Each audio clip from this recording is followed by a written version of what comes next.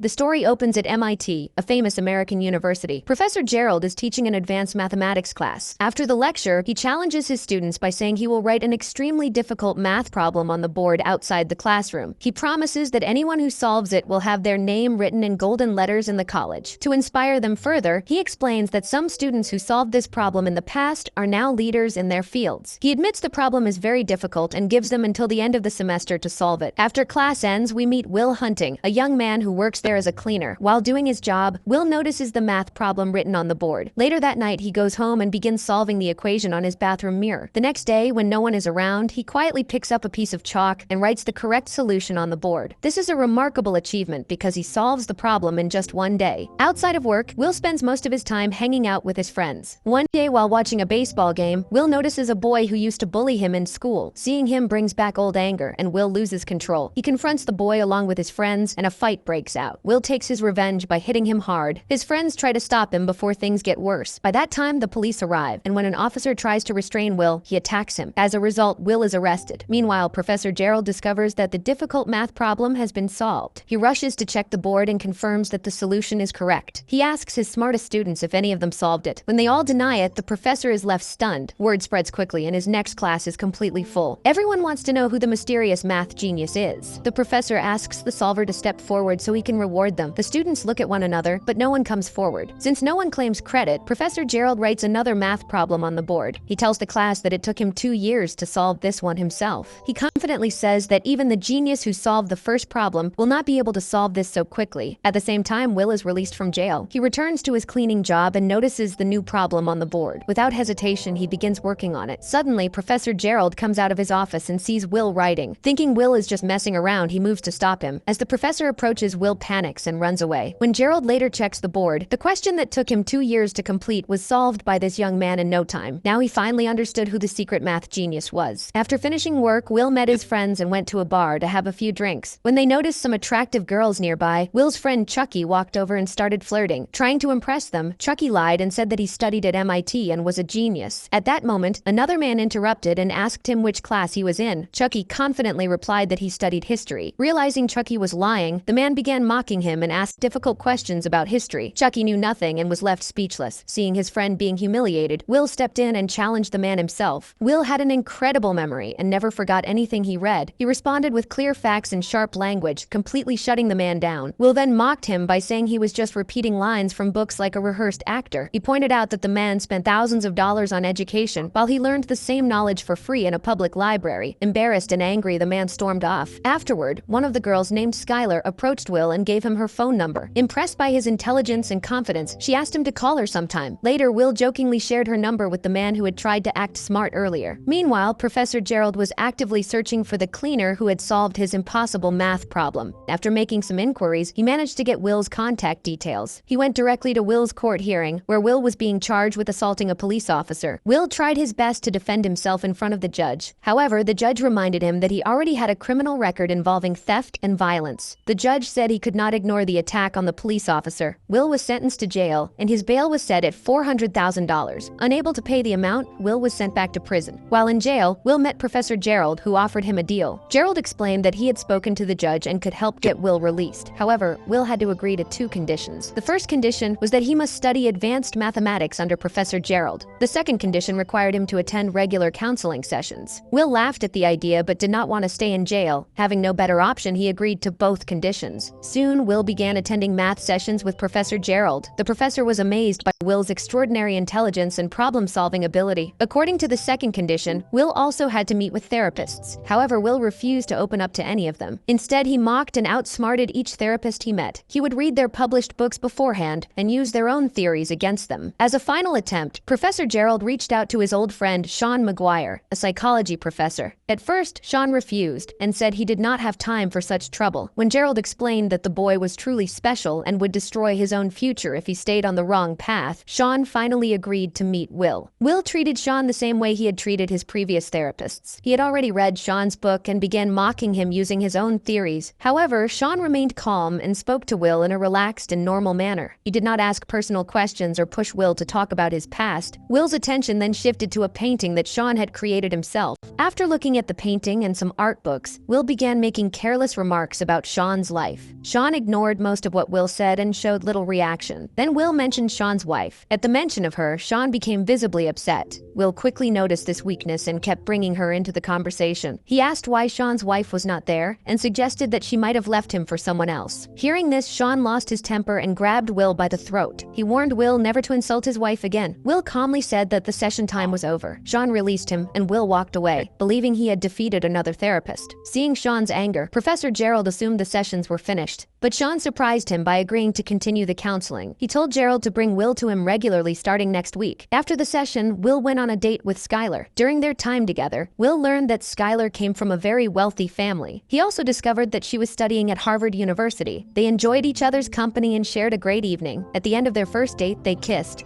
The following week, when Will returned for another session, Sean suggested they talk outside. He took Will to a park and began a serious conversation. Sean told him that he had thought deeply about everything Will had said earlier. He explained that Will behaved like a child who did not fully understand his own words. He also pointed out that Will could be rude at times. Sean told him that he understood why Will avoided opening up. He said that fear was probably the reason. He warned Will that if he never spoke honestly, he would eventually lose the good things in his life. The next day, Will went to work at a construction site with his friend Chucky. He tried calling Skylar, but she seemed distant and hesitant to talk. During Will's third therapy session, neither he nor Sean said a single word. They sat in silence for the entire hour. The fourth session started the same way, with complete silence. Eventually, Will broke the silence by telling a joke. Taking this as a sign, Sean gently asked if Will had a girlfriend. Will told him about Skylar and explained that their first date was perfect. He also admitted that now they were barely talking. When Sean asked why, Will said that Skylar was too good for him. He believed that if the relationship continued, everything would fall apart.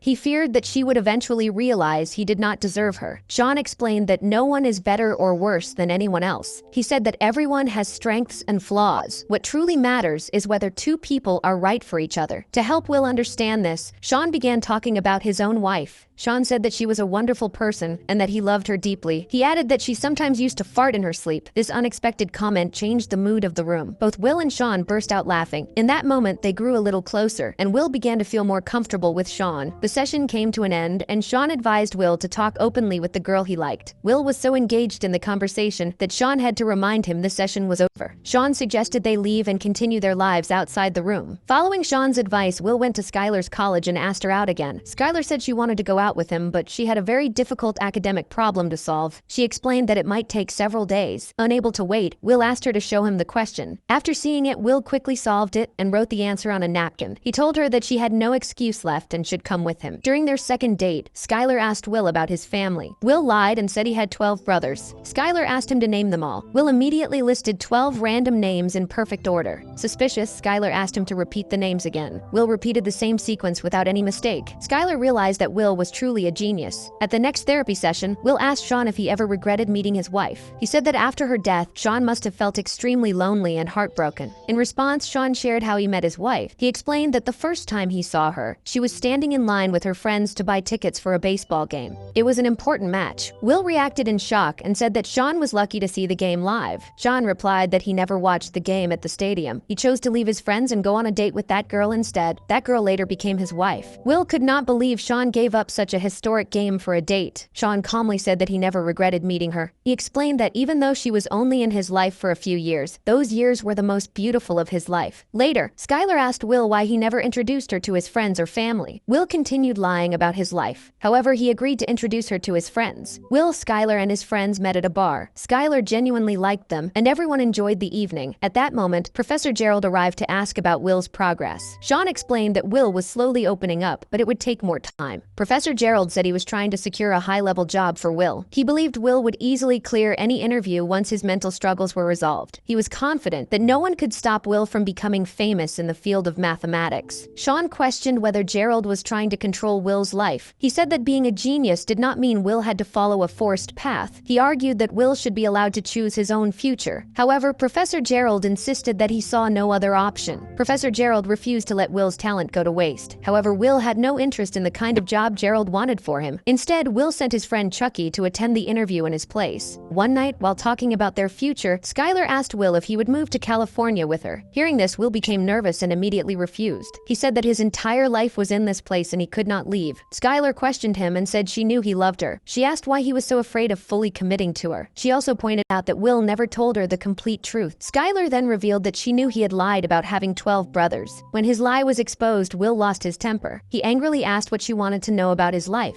He confessed that he was an orphan and had no idea where his parents were. He explained that he spent his childhood moving from one foster home to another. In one of those homes, the family used to beat him badly. He said they treated him like an animal. Skylar broke down in tears and told Will that it was okay. She promised that she would stay with him no matter what. However, Will pushed her away and said he did not need anyone's help. Deep inside, Will was terrified that if he let someone get close, they would eventually leave him. Skylar cried and told him that she loved him and would never abandon him. Will lied and said that he did not love her. He then walked away, leaving Skylar alone and heartbroken.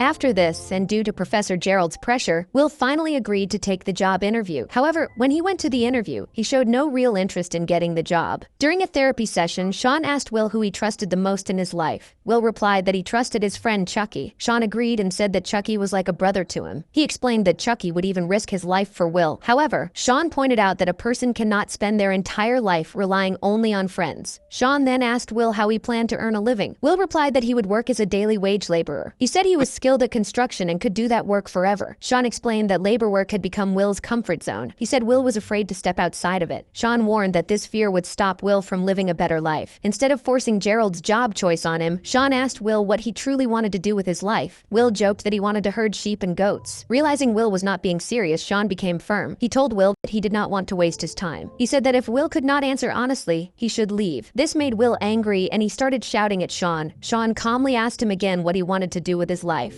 Will remained silent and gave no answer. Sean then told him to leave the office. Before Skylar left for California, Will called her to say goodbye. Skylar told him she loved him one last time. Will smiled, but fear stopped him from responding. Deep inside, he believed that his heart would eventually be broken. The next day, while talking to Chucky, Will said that he was not going to take any job. He also admitted that Skylar was gone now as well. Will said that they could keep working construction and live a simple life in the same neighborhood. Hearing this, Chucky finally spoke from his heart. He told Will that if he still saw him in the same place after 10 years, it would break his heart. Chucky said that every morning when he goes to pick Will up, he secretly hopes one day Will will not be there. He explained that his biggest dream was to see Will do something meaningful with his life. Meanwhile, Professor Gerald was troubled by the fact that he could not convince Will to take the job. Sean told Gerald that they should not force Will to make such a big decision. He said Will did not even know what he truly wanted yet. Sean explained that Will feared abandonment, which is why he kept people at a distance. Gerald disagreed and said he could not let Will ruin his future. He asked Sean if he wanted Will to end up like him. Sean replied calmly that he was not a failure. He said he chose this life willingly and was happy with it. At that moment, Will entered the room and overheard their conversation. Professor Gerald quietly left so the therapy session could begin. Sean showed Will a file containing photos of the scars on his body from childhood abuse. Will asked if Sean had ever seen a child beaten so badly. Sean shared that his own father was an alcoholic. He said his father used to beat both him and his mother. Hearing this triggered painful memories for Will. Sean stepped closer and gently told Will that whatever happened to him was not his fault. Will nodded, but Sean kept repeating it. He said again and again that it was not Will's fault. At first, Will said he understood, but Sean continued, asking him to truly accept it. Will's eyes filled with tears. He pushed Sean away, trying to hold himself together. Sean calmly repeated that none of it was his fault. Finally, Will broke down completely. He hugged Sean tightly and cried uncontrollably. In that moment, Will finally released the pain of his past. Now ready to move forward, Will decided to accept one of the jobs arranged by Professor Gerald. With this breakthrough, his final therapy session came to an end. Will asked Sean if they could talk again sometime. Sean smiled and told him that his door would always be open. Will hugged Sean one last time and said goodbye. For Will's 21st birthday, his friends gifted him a car. The car was old, but Will loved it because it came from the people who mattered most to him. Later, Professor Gerald visited Sean and apologized for calling him a failure. The two old friends reunited and made peace. Sean told Gerald that he was planning to travel around the world. He joked that he did not earn small money anymore. While Sean was packing for his trip, Will drove to his house. He quietly dropped a letter into Sean's mailbox and left. Later, Chucky went to Will's house to take him to work. He knocked on the door, but no one answered. When he looked inside, he realized Will was gone. Chucky smiled, knowing that Will had finally chosen his path. Sean later found the letter Will had had written. In it, Will explained that he was not taking the job. Instead, he was going to California to find Skylar. After reading the letter, Sean smiled and walked inside. He believed that now his genius would finally live the life he deserved. If you enjoyed this story, make sure to like the video, share it with your friends who love emotional and inspiring movies. Subscribe to the channel for more amazing movie explanations. Thank you so much for watching.